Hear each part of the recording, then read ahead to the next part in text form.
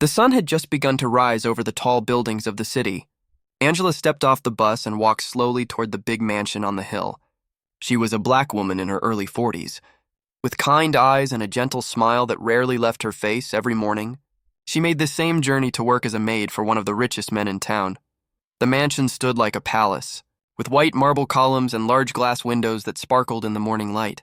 The garden in front was filled with perfectly trimmed bushes and colorful flowers that someone else took care of.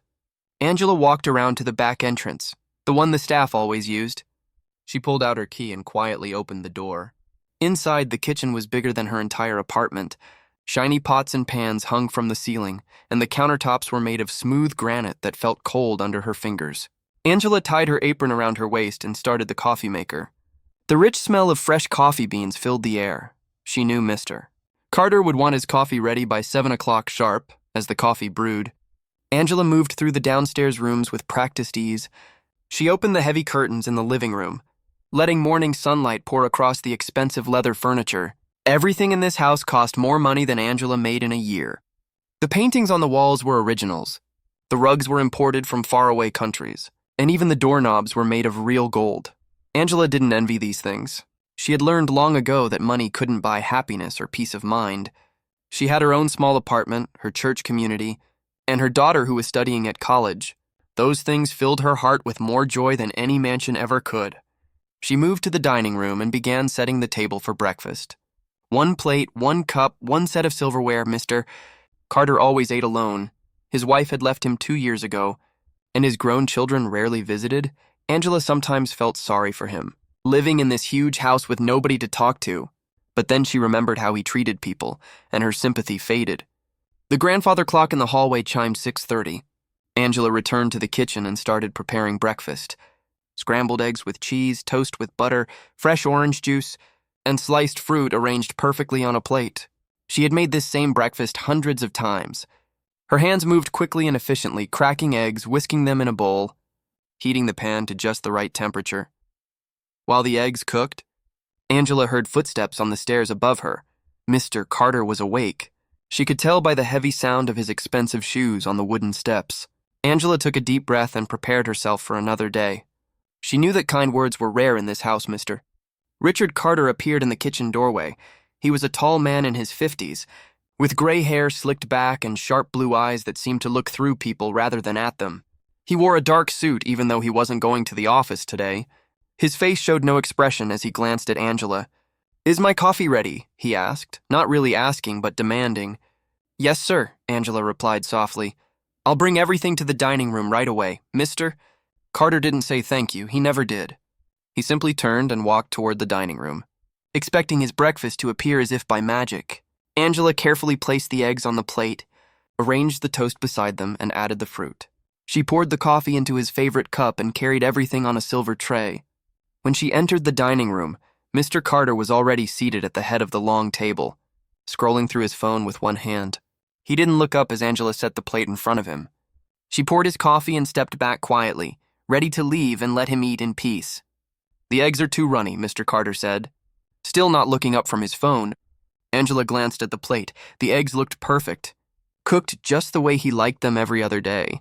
But she knew better than to argue. "I'm sorry, sir." "I'll make new ones right away," she said. "Don't be sorry, just do your job properly," he snapped, pushing the plate away. "I pay you good money to work here. The least you can do is get breakfast right." Angela picked up the plate with steady hands. Even though she felt hurt by his words, she had been working in this mansion for 3 years, and Mr. Carter had never once said anything kind to her. She was always the maid or the help, never Angela. Back in the kitchen, she made a fresh batch of eggs, exactly the same way she had made them before. This time, when she brought them out, Mr. Carter ate them without complaint. Angela wondered if he had even noticed the difference, or if he just enjoyed making her do things twice. As Mr. Carter ate his breakfast in silence, Angela began cleaning the other rooms. She dusted the shelves in his study, organized the magazines in the living room, and swept the already clean floors. The morning sun grew brighter, filling the mansion with light, but somehow the house still felt dark and cold. This was just another morning in the mansion. But Angela didn't know that before this day ended, everything would change. She didn't know that the man eating breakfast in the next room would soon face the biggest crisis of his life. And she certainly didn't know that she would be the only person left standing beside him when it all fell apart. For now, she just kept working, humming a quiet song under her breath, finding small moments of peace in the simple rhythm of her daily tasks. The morning moved slowly in the mansion, like time itself didn't want to be there. Angela finished cleaning the downstairs rooms and carried her supplies up the grand staircase. Her shoes made soft sounds on the marble steps. The upstairs hallway was long and lined with more expensive paintings that nobody ever really looked at. She started with the guest bedrooms, even though no guests ever came. The beds were already perfectly made, but Angela smoothed the silk covers anyway. She dusted the nightstands and cleaned the windows until they were spotless. Sunlight streamed through the glass, making patterns on the wooden floors. Mr. Carter's voice suddenly echoed from downstairs. "Angela? Get down here now!" Angela's heart sank a little. She put down her cleaning cloth and hurried back down the stairs. She found Mr. Carter standing in his study, pointing at his desk with an angry expression on his face. "Look at this mess," he said, his voice sharp and cold. "How many times do I have to tell you? Everything on my desk has a specific place." Angela looked at the desk. A few papers were slightly out of order. She remembered that Mr. Carter himself had been working there late last night, shuffling through documents and leaving them scattered. But she didn't say that. "I'm sorry, sir. I'll fix it right away," Angela said quietly. "Sorry doesn't cut it," Mr. Carter snapped. "I'm tired of constantly fixing your mistakes. Do you know how much work I have to do? Do you know how important I am? I don't have time to deal with incompetent staff." Angela stood there, holding her cleaning supplies, feeling small. The words hurt. But she had heard similar things before. She wanted to explain that she hadn't touched his desk yet today, but experience had taught her that explanations only made him angrier. "You're right, sir. It won't happen again," she said, keeping her voice steady and calm. "Just shut up and work," Mr. Carter said, waving his hand dismissively. "That's what I pay you for. Not to make excuses, not to talk back, just to do your job silently and efficiently. Is that too much to ask?" The words hit Angela like a slap. Shut up and work, as if she wasn't even a real person, just a tool he had purchased. She felt tears wanting to form in her eyes, but she blinked them away. She had learned not to cry in front of people who enjoyed making others feel small. "Yes, sir," Angela whispered, and she began organizing the papers on his desk. Mr. Carter stood there watching her for a moment, as if making sure she did it exactly right. Then he picked up his phone and walked away, already talking loudly to someone about a business deal. His voice faded as he moved to another room. Angela's hands shook slightly as she arranged the papers. She thought about her daughter, Sarah, who was studying to become a teacher. Sarah had called last night, excited about her classes and grateful for the tuition money Angela sent every month. Angela worked 2 jobs to make that happen, this mansion during the day, and cleaning offices at night 3 times a week. She thought about how different Mr. Carter was from the people at her church. Her church family treated her with respect and love. They asked about her day. They remembered her birthday. They hugged her and called her sister. Here in this cold mansion, she was invisible, just a pair of hands that cleaned and cooked. After finishing with the desk, Angela went back to her cleaning routine. She moved through the house like a ghost, trying to be as quiet as possible. She cleaned the bathrooms until they sparkled. She vacuumed the carpets. She polished the wooden banisters on the staircase. Around noon, she prepared lunch for Mr. Carter. A fresh salad with grilled chicken, the way he liked it. She arranged everything beautifully on the plate and brought it to him in his study. He was on his computer, staring at numbers and charts on the screen. "Your lunch, sir," Angela said softly, placing the tray on a side table. Mr. Carter didn't even look at her. He just waved his hand. Signaling her to leave, Angela turned to go, but then she noticed his suit jacket on the floor. It must have fallen from the chair. She bent down to pick it up. "What are you doing?" Mr. Carter said sharply. "Your jacket fell, sir. I was just picking it up," Angela explained. "I didn't ask you to touch my things," he said. "Put it down and leave. Can't you see I'm busy? Why are you always hovering around?" Angela carefully placed the jacket on the chair and left the room. Her chest felt tight. She walked to the kitchen and sat down for a moment, taking deep breaths. She pulled out her phone and looked at a picture of Sarah smiling in her college library. That picture reminded her why she endured days like this. The afternoon continued the same way. Every small task seemed to irritate Mr. Carter. When Angela was polishing the silver in the dining room, he walked by and commented that she was doing it wrong. When she was arranging fresh flowers in a vase, He said they looked cheap. When she was simply walking through a hallway, he told her she was too slow. Nothing Angela did was right. Nothing she said was acceptable. She started to feel like she was walking on broken glass. Trying desperately not to make a sound, the mansion felt like a prison, beautiful on the outside but suffocating on the inside. Late in the afternoon, Angela was in the laundry room, folding Mr. Carter's expensive shirts. She made sure every fold was perfect, every crease was straight. She had been doing laundry for 30 years, she knew how to do it well. Carter appeared in the doorway, startling her. He looked at the folded shirts and then at Angela. "You're still here," he said, not as a question but as an accusation. "Don't you have enough work to do? Why are you moving so slowly today?" Angela wanted to say that she had cleaned the entire mansion, cooked 3 meals, done laundry, and organized his study. She wanted to say that she had been working non-stop since 6 in the morning, but she knew he didn't really want an answer. "I'm almost finished, sir," she said. "Good. Because I need you to polish all the floors again." "They look dull," Mr. Carter said. Angela had polished the floors just yesterday. They were still shining, but she simply nodded. "Yes, sir." As Mr. Carter walked away, Angela closed her eyes for a moment. She said a silent prayer for strength and patience. She had never met anyone who seemed so determined to make other people feel worthless. Money had made Mr. Carter powerful, but it had also made him cruel. What Angela didn't know was that in just a few hours, Mr. Carter's entire world was about to crumble. The power he held so tightly was about to slip through his fingers like sand, and the person he had been treating so terribly would become the only light in his darkest moment. But for now, Angela just picked up her mop and started cleaning the floors again.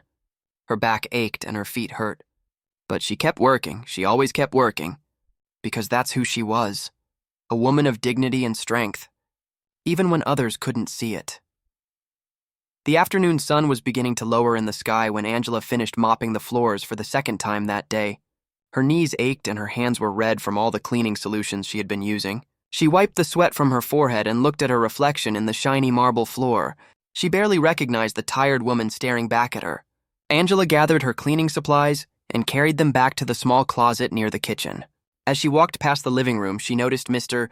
Carter's expensive leather shoes sitting by the door. They were covered in mud and dirt. He must have walked through the garden earlier without thinking about the mess he was making. Most people would have left those shoes there. After all, Mr. Carter had been nothing but cruel all day. He had insulted Angela, dismissed her, and treated her like she was invisible. Anyone would understand if she just walked past those dirty shoes and pretended not to see them, but Angela wasn't like most people. She had been raised by a grandmother who taught her that kindness wasn't something you gave only to people who deserved it. Kindness was something you gave because of who you were. Not because of who they were. Her grandmother used to say, "Baby, when someone treats you badly, that's their character showing. When you treat them well anyway, that's your character showing." Angela picked up the shoes and carried them to the back porch. She filled a bucket with warm water and added a little soap. Then she sat down on an old stool and began cleaning the shoes carefully. She scrubbed away the mud, wiped the leather, and polished them until they looked brand new. As she worked, Angela thought about her own life. She had not always been a maid years ago. She had worked as a nurse's assistant at a hospital. She had loved that job, helping people who were sick and scared. But then her husband had gotten into a car accident. The medical bills had piled up so high that they lost everything. After her husband passed away, Angela was left alone with a young daughter and mountains of debt. She had to take whatever jobs she could find. Cleaning houses paid better than people thought, especially houses like this one. The money wasn't great, but it was enough to keep a roof over their heads and send Sarah to college. Angela never told anyone this story. She didn't share her pain or her struggles with the people she worked for. They didn't ask and she didn't offer, but these memories lived inside her heart, reminding her that everyone was fighting battles that others couldn't see, maybe even Mr. Carter. She finished cleaning the shoes and placed them neatly by the door. Then she went back to the kitchen to start preparing dinner. She decided to make Mr. Carter's favorite meal: roasted chicken with vegetables and mashed potatoes. She seasoned the chicken with herbs from the garden and put it in the oven. While the chicken cooked, Angela set the dining room table with care. She folded the napkin into a perfect triangle, arranged the silverware exactly right, and placed fresh flowers in the center of the table. She did all of this even though Mr. Carter probably wouldn't notice or care. As Angela was preparing the mashed potatoes, she heard Mr. Carter's voice in the next room. He was on the phone again, talking loudly about stocks and investments. His voice sounded stressed and worried, but Angela didn't think much of it. Rich people always seemed to worry about money, even though they had more than enough. She tested the potatoes to make sure they were soft, then drained the water and began mashing them with butter and cream. The kitchen filled with the warm, comforting smell of home cooking. For a moment, Angela felt peaceful. Cooking always made her feel that way. It reminded her of Sunday dinners with her family. Angela plated the food beautifully, making sure everything looked perfect. She carried the plate to the dining room and set it in front of Mr. Carter's usual seat. Then she poured water into his glass and stepped back. Mr. Carter walked into the dining room. Still holding his phone, his face looked tense and worried. He glanced at the food but didn't sit down right away. Instead, he paced back and forth, talking to someone about numbers and percentages that Angela didn't understand. Angela stood quietly in the corner, waiting to see if he needed anything else. She noticed that his hands were shaking slightly. Something was wrong. She could feel it in the air. The atmosphere in the mansion felt different, heavier somehow. Finally, Mr. Carter ended his call and sat down at the table. He picked up his fork but just stared at the food. He didn't take a bite. His mind seemed to be somewhere far away, sir. Is everything all right? Angela asked softly. Knowing she probably shouldn't speak unless spoken to, Mr. Carter looked up at her as if he had forgotten she was there. His eyes were cold and irritated. That's none of your business, he snapped. Why are you still standing there? Don't you have other work to do? Yes. Sir, I'm sorry, Angela said, and she quietly left the room. But as she walked away, Angela felt worried. She had worked for Mr. Carter for 3 years. She had seen him angry many times, but this was different. He looked scared. And despite everything he had said to her today, despite all the cruel words and dismissive gestures, Angela felt compassion for him. She went back to the kitchen and began washing the dishes. Through the doorway, she could see Mr. Carter sitting alone at that big table. Staring at his food, the mansion was so quiet. The only sound was the ticking of the grandfather clock in the hallway. Angela thought about how lonely this life must be, living in a huge house with no family around. No one to share meals with, no one to talk to at the end of a long day. All that money couldn't buy the simple comfort of having someone who cared. She dried her hands and pulled out a small notebook from her apron pocket. In it, she kept a list of things to pray for. She wrote Mr. Carter's name at the top of today's list. She didn't know what he was going through, but she knew that everyone needed prayers, even people who didn't deserve them, especially people who didn't deserve them. Angela heard Mr. Carter push his chair back from the table. He had barely touched his food. He walked past the kitchen without looking at her and headed up the stairs. A few minutes later, she heard his office door close with a heavy thud. The evening was settling in. Angela knew she would be leaving soon. Her shift ended at 6 o'clock, but before she left, she wanted to make sure everything was perfect for the morning. She prepared the coffee maker for tomorrow, wiped down all the counters, and took out the trash. As Angela gathered her things and put on her coat, she walked past Mr. Carter's study. The door was closed. But she could hear him talking on the phone again. His voice sounded desperate now, almost pleading. She stood there for just a moment, listening. Please, you have to help me. I'm losing everything, please. Angela's heart broke a little. Whatever was happening to Mr. Carter, it was serious. She wanted to knock on the door and ask if she could help, but she knew he would just yell at her to go away. So instead, Angela did what she always did. She said a quiet prayer. She asked God to help Mr. Carter with whatever trouble he was facing. She asked for peace to fill this cold mansion, and she asked for strength to keep showing kindness, even when it wasn't returned. Then Angela walked out the back door and started her journey home. She didn't know that tomorrow morning, when she returned to the mansion, everything would be different. She didn't know that the proud man who had told her to shut up and work would soon be on his knees. Broken and humble, all she knew was that she had done her best today. She had worked hard. She had been kind. And that was enough. The clock on Mr. Carter's desk showed exactly 3:15 in the afternoon. He sat in his leather chair, staring at his computer screen with growing horror. The numbers kept changing, dropping lower and lower with each passing second. His stomach felt like it was falling through the floor. Mr. Carter had built his fortune over 25 years. He started with a small inheritance from his father and turned it into millions through smart investments and business deals. He owned properties across the city, had shares in major companies, and kept most of his wealth in the stock market. People called him brilliant. They invited him to exclusive parties. They asked for his advice. But now everything was crashing down. The stock market had been unstable for weeks. Mr. Carter had noticed the warning signs but ignored them. He was too confident, too sure that his wealth would protect him from any trouble. Other investors were pulling their money out, but Mr. Carter kept his investments in place. He thought he was smarter than everyone else. He was wrong. His phone rang. It was his financial advisor, Robert, a man who had been managing Mr. Carter's money for 10 years. "Richard, we need to talk." Robert's voice sounded tight and stressed. "The market is collapsing. Your portfolio has lost 40% of its value in the last 3 hours." Mr. Carter felt his heart race. 40%, that was millions of dollars, gone just like that. "This is temporary," Mr. Carter said, trying to keep his voice steady. "The market will bounce back, it always does." "Richard, listen to me," Robert said firmly. "This isn't a normal dip. This is a crash. Companies are failing, banks are in trouble. If we don't act now, you could lose everything." "What are you saying?" Mr. Carter's hand started to shake. "I'm saying you need to sell what you can and convert to cash," Robert explained. "But there's a problem. Everyone is trying to sell right now. There are no buyers. Your assets are frozen." Mr. Carter stood up from his desk so fast that his chair rolled backward and hit the wall. Frozen. His money was trapped. He couldn't access it. He couldn't save himself. "How is this possible?" Mr. Carter shouted into the phone. "I have millions invested. How can it just disappear?" "The investments are still there," Robert said, "but they're worth a fraction of what they were this morning, and with the market in free fall, they'll be worth even less by tomorrow. You also have margin calls coming. The banks will want their money." Margin calls. Mr. Carter had borrowed money from banks to make even bigger investments. It was a common practice among wealthy investors.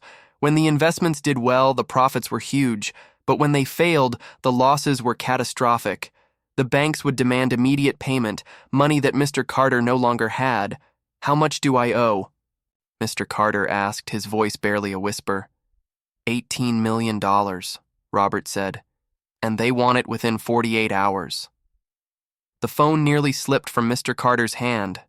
18 million. He didn't have that kind of cash. Everything he owned was tied up in investments that were now worthless. His properties had mortgages. His businesses were leveraged. He had been living like he was invincible, and now reality was crushing him. "There has to be something we can do," Mr. Carter said desperately. "I'm trying everything I can," Robert replied. "But Richard, you need to prepare yourself. You might lose it all. The mansion, the cars, everything." Mr. Carter ended the call and collapsed back into his chair. His whole body felt numb. For the first time in his life, he was genuinely afraid. He had spent years building his empire, and now it was crumbling in a single afternoon. He called his lawyer, his accountant, his business partners. Everyone told him the same thing. The situation was dire. The crash was affecting everyone. But Mr. Carter's aggressive investment strategy had left him especially vulnerable. He had bet everything on the market continuing to rise, and he had lost. Mr. Carter looked around his study. The expensive paintings, the antique furniture, the gold pens on his desk, all of it would have to be sold, and even then, it wouldn't be enough to cover his debts. He thought about the mansion he was sitting in, the place he had been so proud of. Soon it would belong to the bank. His phone rang again. It was the president of one of the banks he owed money to. "Mr. Carter, I'm sure you've heard about the market situation," the banker said, his voice cold and professional. "We need to discuss your outstanding loans." "I need more time, Mr. Carter said, hating how weak his voice sounded. "I'm afraid that's not possible," the banker replied. "Our policy is clear. When investments used as collateral lose value, we require immediate payment. You have until Friday to settle your account, or we'll begin seizure proceedings."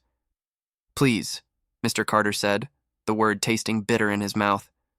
"I've been a customer for 15 years. Surely we can work something out." "Business is business, Mr. Carter," the banker said. "You of all people should understand that." The line went dead. Mr. Carter sat alone in his study as the afternoon sun cast long shadows across the room. He thought about all the times he had said those same words to other people. Business is business. He had foreclosed on people who couldn't pay their debts. He had fired employees without a second thought. He had always believed that success belonged to the strong and failure was a sign of weakness. Now he was the weak one. He tried calling friends, people he had known for years, people he had helped with business deals and investments. Surely someone would help him. But every call went to voicemail. The few people who did answer made excuses. They were dealing with their own problems. The crash had affected everyone. They couldn't help, Mr. Carter realized with growing horror, that he had no real friends. He had business associates, he had people who wanted favors, but nobody who actually cared about him. He had spent so many years focused on money and power that he had forgotten to build real relationships.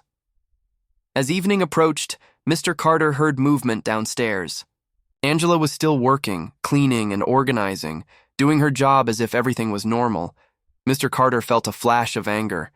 How dare she be so calm when his world was ending? But then he remembered something.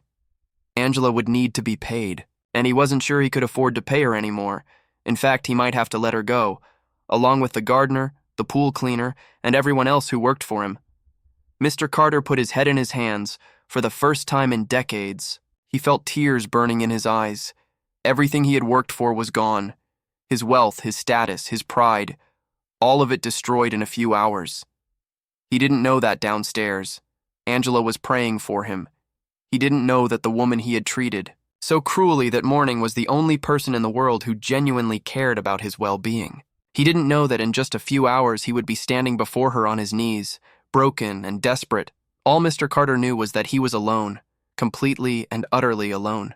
And for the first time in his privileged life, he understood what it felt like to have nothing. The sun was setting outside the mansion windows, painting the sky in shades of orange and red. Mr. Carter sat in his study, his phone pressed against his ear, making one desperate call after another. Each conversation felt like another door slamming in his face. "Michael, I need to talk to you about something important," Mr. Carter said to one of his oldest business associates. They had known each other for almost 20 years. They had made deals together, celebrated successes together. "Richard, I'm actually in the middle of something right now." Michael's voice sounded distant and uncomfortable. "Can I call you back?" "It's urgent," Mr. Carter insisted. "I need some help. The market crash has put me in a difficult position, and I was hoping we could work out some kind of arrangement." There was a long pause on the other end of the line. Mr. Carter could hear Michael breathing, thinking about what to say. "Look, Richard, I wish I could help, but I'm dealing with my own losses right now," Michael finally said. "Everyone is hurting. This isn't a good time." "I'm sorry." The line went dead. "Mr." Carter stared at his phone, feeling a cold emptiness spreading through his chest. He scrolled through his contacts, hundreds of names, people he had met at country clubs and business conferences, people he had sent expensive gifts to at Christmas. Surely one of them would help. He called David, a banker he had worked with for years. They had played golf together every month before Mr. Carter could even finish explaining his situation. David interrupted him. "I heard about what happened," David said, his voice professional and cold. "The whole industry is talking about it."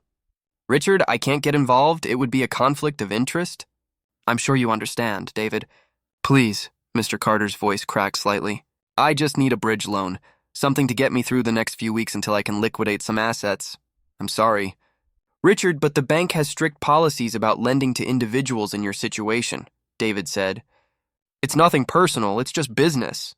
Business is business." There were those words again coming back to haunt him. Mr. Carter tried calling Jennifer, a real estate developer who had once told him she owed her success to his early investment in her company. The call went straight to voicemail. He left a message. Trying to keep his voice steady and calm, she never called back. He called Thomas, a lawyer who had handled many of his contracts. He called Patricia, a woman who had asked him for business advice just last month. He called Stephen, Marcus, and Elizabeth. He called everyone he could think of. The responses were all the same. Awkward excuses, uncomfortable silences, promises to call back that never came. "Some people didn't answer at all, mister." Carter watched as his calls went to voicemail, one after another. He wondered if they could see his name on their screens and were deliberately ignoring him. Word traveled fast in wealthy circles. Everyone probably already knew about his financial collapse. And nobody wanted to be associated with a failure, mister. Carter set his phone down on the desk and looked around his study. This room had once been his sanctuary. His throne room where he made deals and counted his victories. Now it felt like a prison. The expensive furniture and artwork that surrounded him suddenly seemed meaningless. He thought about all the charity events he had attended, all the donations he had made.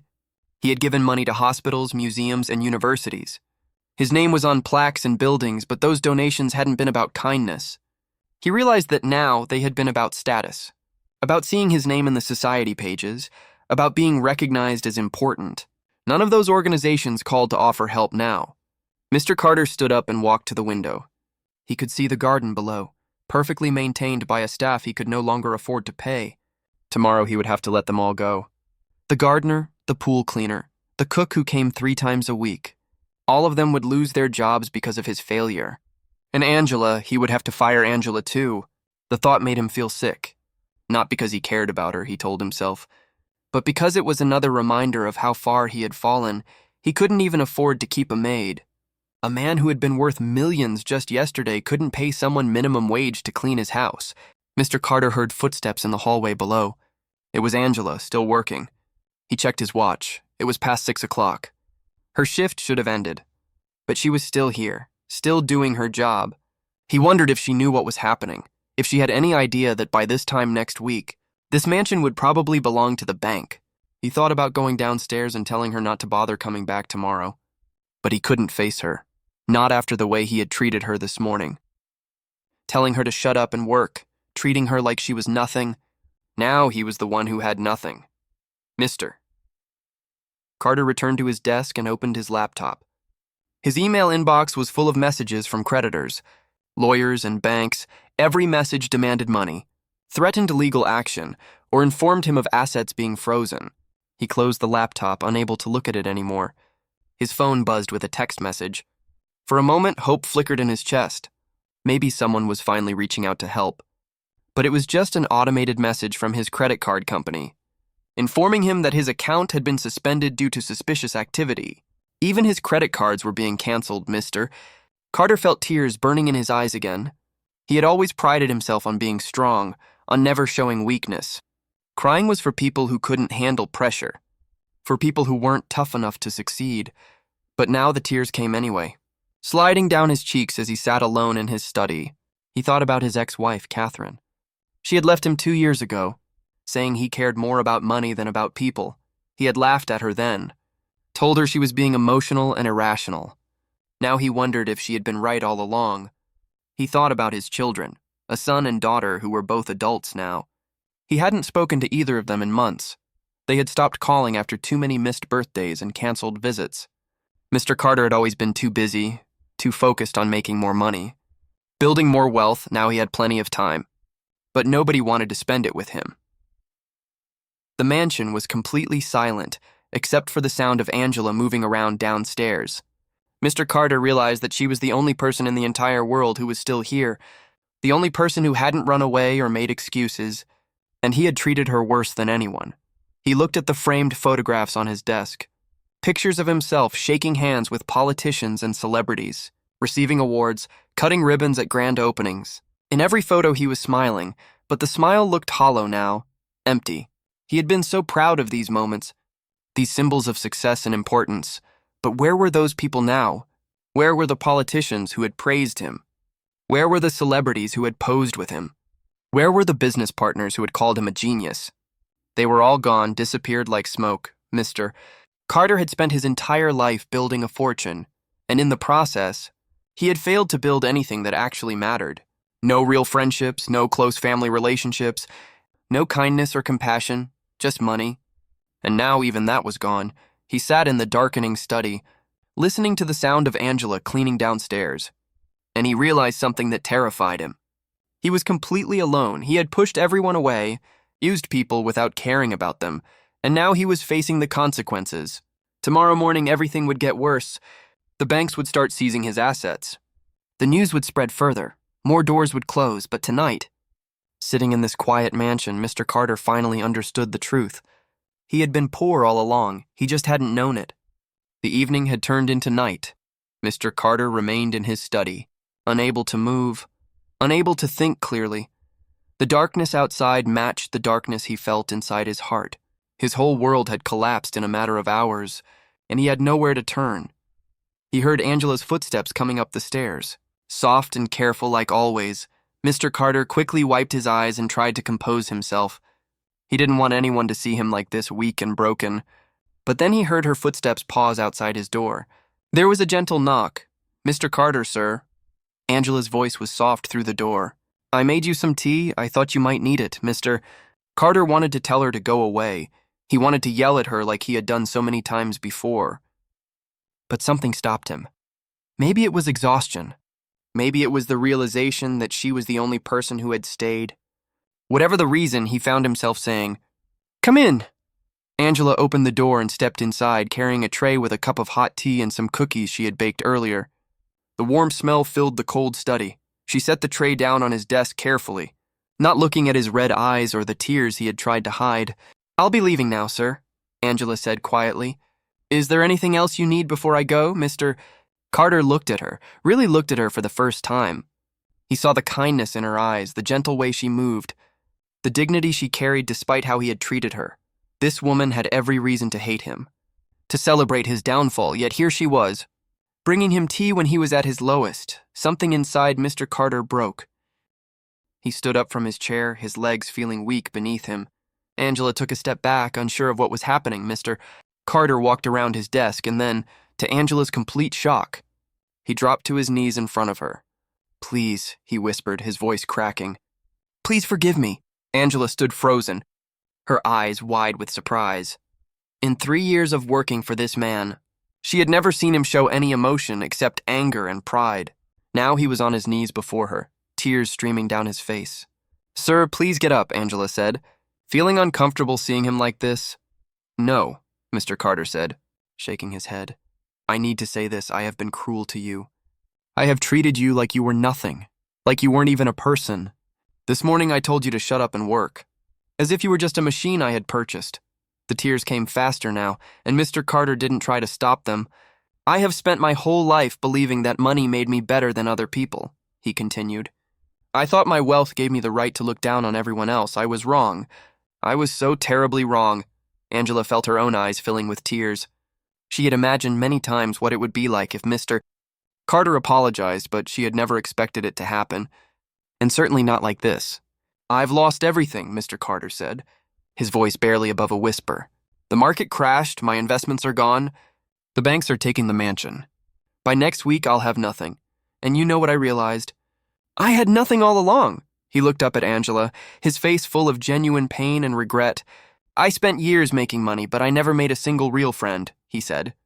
"I have children who don't speak to me, an ex-wife who couldn't stand living with me, business associates who all disappeared the moment I needed help. I built an empire, but I destroyed everything that actually mattered." Angela slowly knelt down beside him. Her kind heart couldn't watch him suffer alone, even after everything he had done, Mr. Carter, she said gently.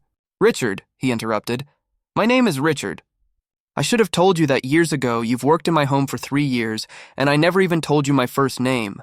I treated you like a servant instead of like a person." "Richard," Angela said his name carefully, testing it on her tongue. "What happened to you today is terrible." "I'm sorry you're going through this, Mr.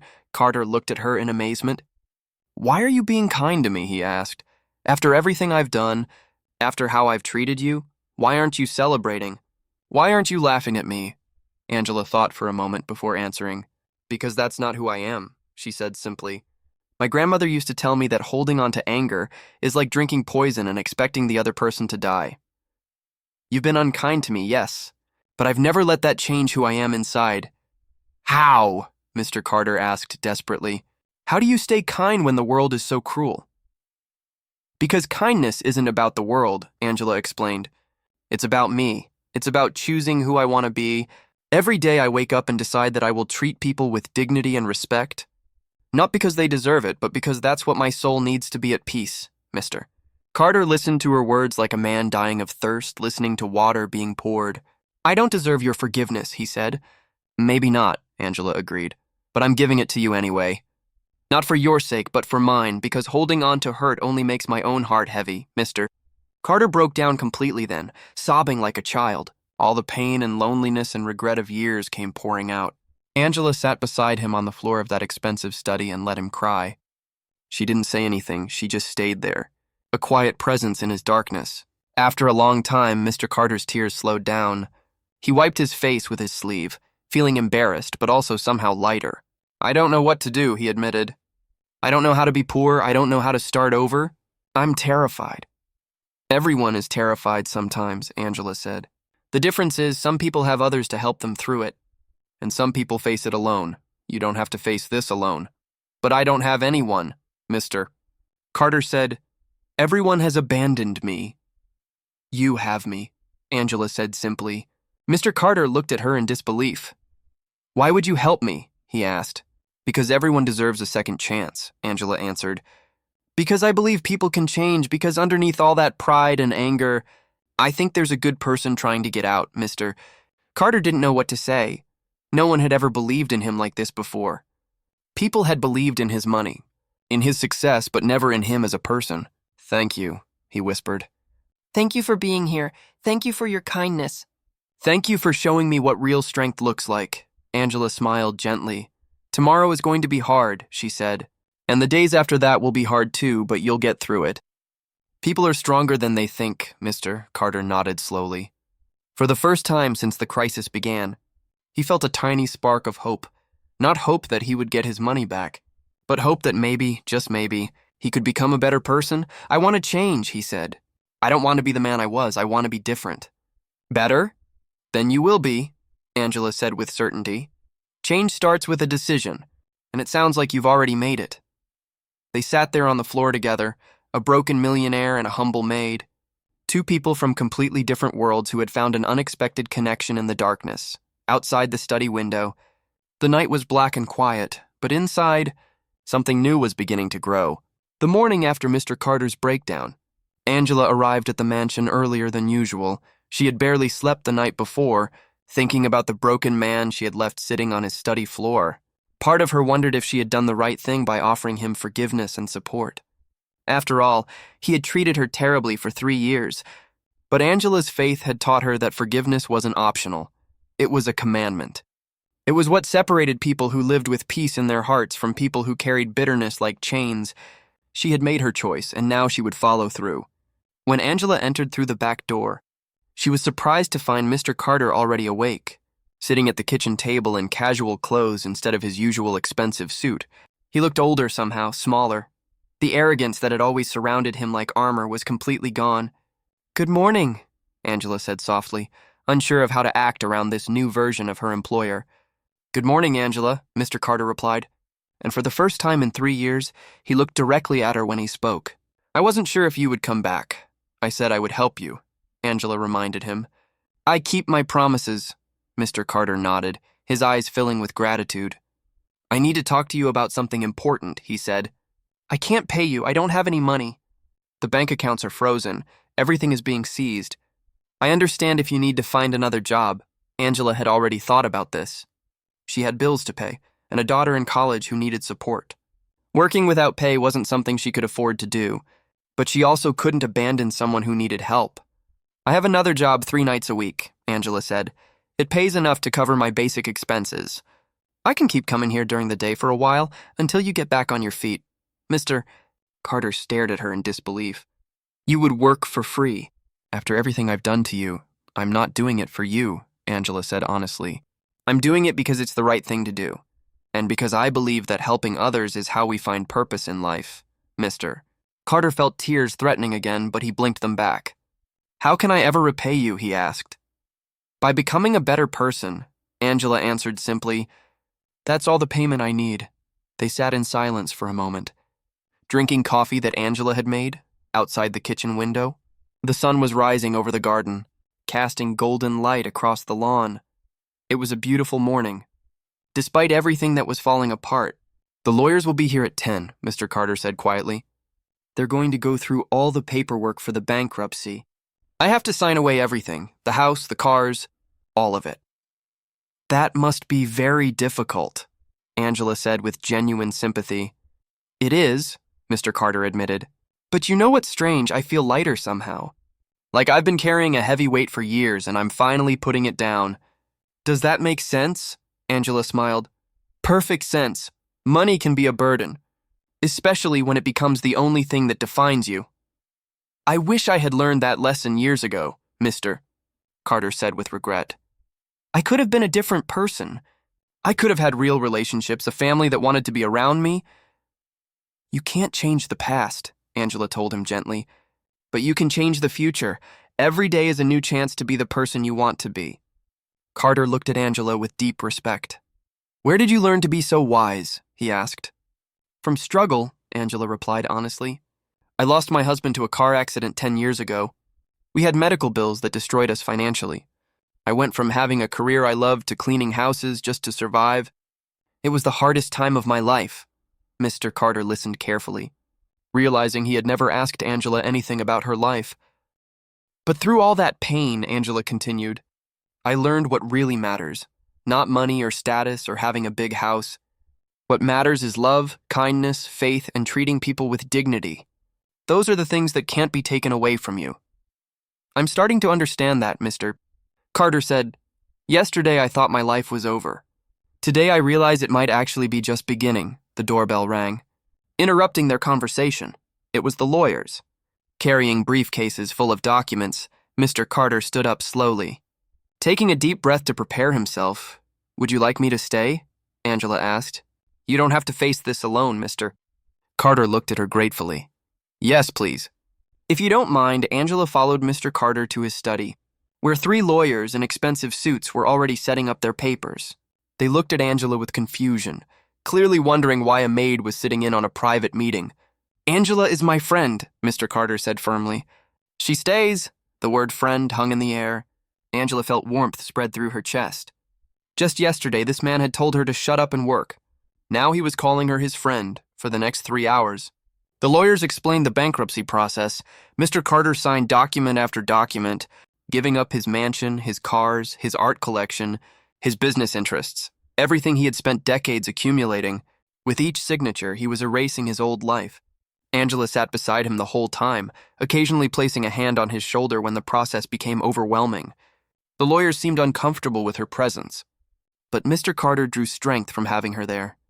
When the lawyers finally left, Mr. Carter sat in his empty study, surrounded by boxes that would soon be packed and taken away.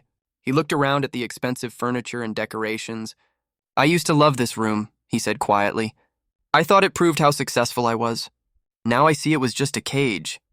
What will you do now? Angela asked. Where will you go? I have a cousin in another state, Mr. Carter said. She offered to let me stay with her until I figure things out. I'll probably need to find a job. I'm 53 years old and I've never actually worked for someone else. This will be interesting. Angela heard something new in his voice. It wasn't quite humor, but it was close. He was trying to find the positive in his situation. You're going to be okay, Angela said with confidence. How do you know? Mr. Carter asked. Because you're finally free, Angela explained.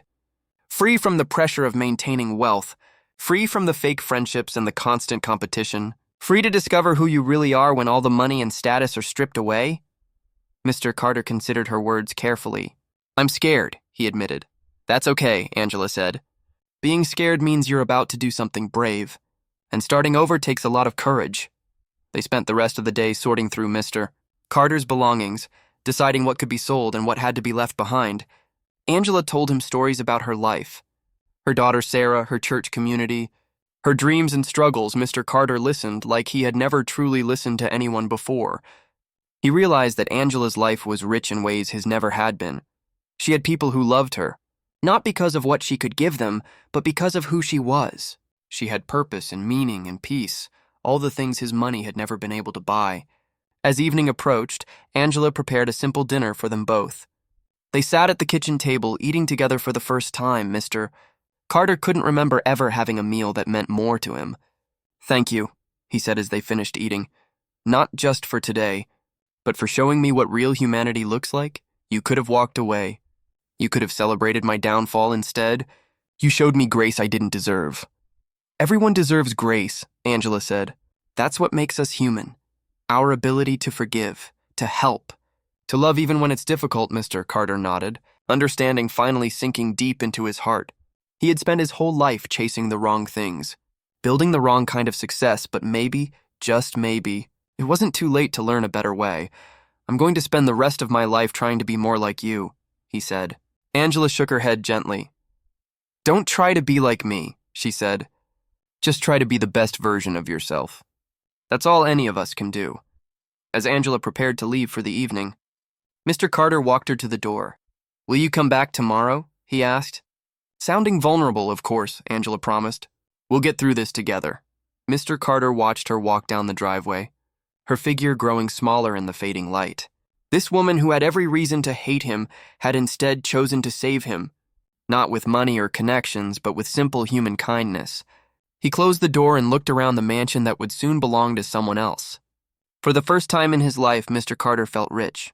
6 months had passed since the day Mr. Carter lost everything. The grand mansion on the hill now belonged to a tech entrepreneur who rarely visited. The expensive cars had been auctioned off. The art collection was scattered across different buyers. Everything that Mr. Carter had spent decades building was gone, but Richard Carter himself was still here, and he was different. He now lived in a small apartment in a modest neighborhood, the kind of place he would have looked down on in his previous life. It had 2 rooms, basic furniture, and walls that were thin enough to hear his neighbors. But it was clean, it was affordable, and most importantly, it was honest. Richard had found work as a financial consultant for a small nonprofit organization that helped struggling families manage their money. The irony wasn't lost on him. The man who had once lost millions was now teaching others how to budget and save. But he was good at it. His mistakes had taught him lessons that most consultants never learned. The pay was modest, barely enough to cover his expenses, but Richard discovered something surprising. He didn't miss the mansion or the expensive lifestyle. What he had thought were necessities turned out to be burdens. He slept better now than he ever had in his king-size bed every Sunday. Richard attended church with Angela and her daughter Sarah. It was Angela who had invited him months ago. Hesitantly, unsure if he would be interested, Richard had accepted immediately. He had never been a religious man, but he was hungry for community, for connection, for something real. At church, nobody knew about his past wealth. Nobody cared that he had once been a millionaire. They saw him as Richard, the quiet man who volunteered to help set up chairs before service and stayed late to clean up. He had made friends, real friends who called to check on him and invited him to dinner. One particular Sunday after service, Angela approached Richard with a smile. There's someone I want you to meet, she said. She introduced him to Marcus, a man about Richard's age who had also lost everything in a business failure years ago. Marcus now ran a small community center that provided job training for people who were trying to rebuild their lives. We could use someone with your financial expertise, Marcus explained. We have people coming in every day who need help understanding credit, budgeting, getting out of debt.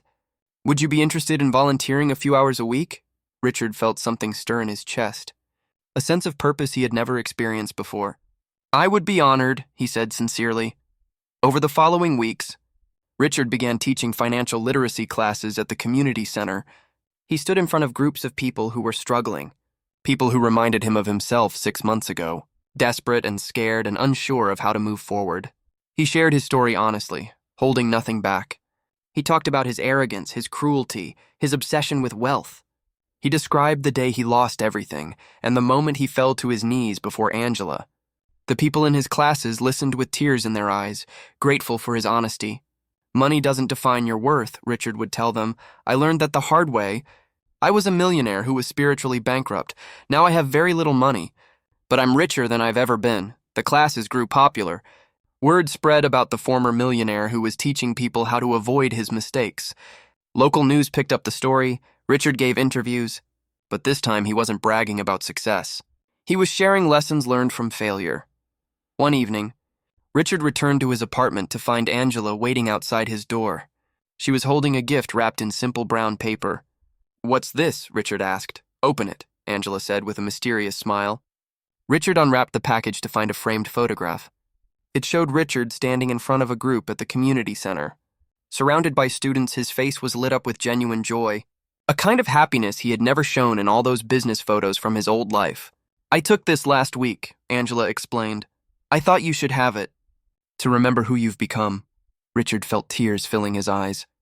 He had cried more in the past 6 months than in his entire previous life. But these were good tears, healing tears. Thank you, he whispered, for everything. For not giving up on me when I deserved it. For showing me what real strength looks like. You saved my life. Angela, no, Angela corrected gently. You saved your own life by choosing to change. I just walked beside you. They stood there in the hallway of that modest apartment building. Two people from completely different worlds who had found genuine friendship. Richard hung the photograph on his wall, right next to a picture of him with Angela and Sarah at a church picnic. These were his new treasures, not expensive art or awards, but images of real connections, real love, real life at work. Richard received an unexpected call. It was from one of his former business associates, David. The banker who had refused to help during the crisis. Richard, I heard about what you're doing now, David said, his voice uncomfortable.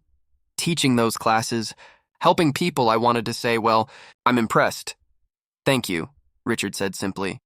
I was also calling because, well, I'm going through some financial difficulties myself, David admitted. The market has been rough, and I don't know who to talk to. Richard heard the desperation in David's voice. 6 months ago, he would have felt satisfaction at David's struggles. Now he just felt compassion. Come to my class Tuesday night, Richard offered. Bring your wife if you want. We'll figure it out together. No judgment. Just help. There was silence on the other end. Then a quiet, thank you, Richard, really. When Richard ended the call, he realized he had just done something his old self never could have done. He had offered help without expecting anything in return. He had shown kindness to someone who had abandoned him. It felt right. That evening, Richard cooked a simple dinner in his small kitchen. Pasta with vegetables, nothing fancy. He ate while reading a book Angela had given him about finding purpose through service. His phone buzzed with messages from students thanking him for the class. From Sarah sending him a funny video, from Marcus asking if he wanted to grab coffee. Richard looked around his modest apartment, at the simple furniture and bare walls, at the life he had rebuilt from nothing. He thought about the mansion on the hill, cold and empty and impressive. He thought about the man he used to be, rich in money but poor in everything that mattered. He wouldn't go back, not for anything. The next morning, Richard walked to work instead of driving, enjoying the fresh air and the chance to greet neighbors along the way. He stopped at a small coffee shop where the barista knew his name. He helped an elderly woman carry her groceries. He smiled at strangers, at the nonprofit office. His coworkers greeted him warmly. They had no idea he used to be a millionaire. To them, he was just Richard, the kind man who always had time to help, who brought donuts on Fridays, who remembered everyone's birthdays. Richard sat at his modest desk and looked at the files of families he was helping. Each file represented real people with real struggles. People who needed guidance and compassion, not judgment. He was making a difference. One family at a time, one person at a time. This was success. Not measured in dollars or possessions, but in lives touched and hearts changed. This was the fortune that couldn't be lost in a market crash. This was wealth that would last forever. Angela was right, Richard thought to himself. As he opened the first file of the day, everyone deserves a second chance. Everyone can change. And sometimes losing everything is the only way to find what really matters. Richard smiled and got to work. His new life was just beginning, and this time, he was building something that would never crumble. He was building character, compassion, and community. He was building a legacy that money could never buy. The mansion on the hill was gone, but Richard Carter had finally found his way home.